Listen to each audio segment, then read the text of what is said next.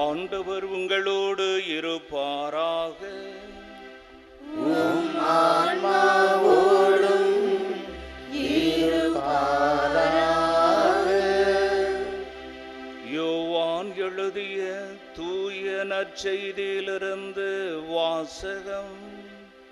ஆண்டவரே மாட்சி உமக்கே. அதிகாரம் 5 இறைவார்த்தைகள் 1 முதல் 3 முடிய, மீண்டும் 5 முதல் 16 முடிய. யூதர்களின் திருவிழா ஒன்று வந்தது. இயேசுவும் எருசலேமுக்கு சென்றார். எருசலேமில் ஆட்டு வாயிலுக்கு அருகில் 5 மண்டபங்கள் கொண்ட குளம் ஒன்று உண்டு.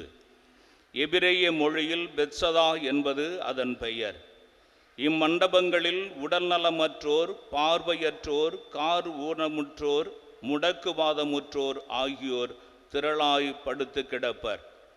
38 ஆண்டுகளாய் உடல் நலமற்றிருந்த ஒருவரும் அங்கு இருந்தார். இயேசு அவரை கண்டு நெடுங்காலமாக அவர் அந்நிலையில் இருந்துள்ளதை அறிந்து, நலம் பெற விரும்புகிறீரா என்று அவரிடம் கேட்டார். ஐயா, தண்ணீர் கலங்கும் போது என்னை குளத்தில் இறக்கிவிட ஆள் இல்லை. நான் போவதற்கு முன் வேறு ஒருவர் இறங்கிவிடுகிறார் என்று உடல் நலமற்றவர் அவரிடம் கூறினார். இயேசு அவரிடம், எழுந்து உம்முடைய படுக்கையை எடுத்து கொண்டு நடந்து செல்லும் என்றார். உடனே அம்மனிதர் நலமடைந்து தம்முடைய படுக்கையை எடுத்து கொண்டு நடந்தார். அன்று ஓய்வு நாள். யூதர்கள் குணமடைந்தவரிடம் ஓய்வு நாளாகிய இன்று படுக்கையை எடுத்து கொண்டு செல்வது சட்டத்திற்கு எதிரான செயல் என்றார்கள்.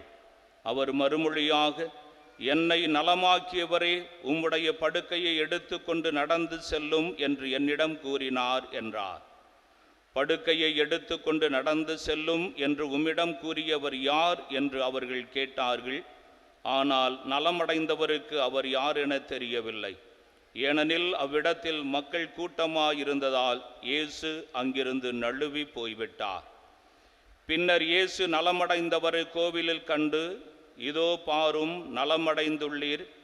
இதைவிட கேடானது எதுவும் உமக்கு நிகழாதிருக்க இனி பாவம் செய்யாதீர் என்றார். அவர் போய் தம்மை நலமாக்கியவர் இயேசு என்று யூதர்களுக்கு அறிவித்தார். ஓய்வு நாளில் இயேசு இதை செய்ததால் யூதர்கள் அவரை துன்புறுத்தினார்கள். இது ஆண்டவரின் அருள்வாக்கு. கிறிஸ்துவே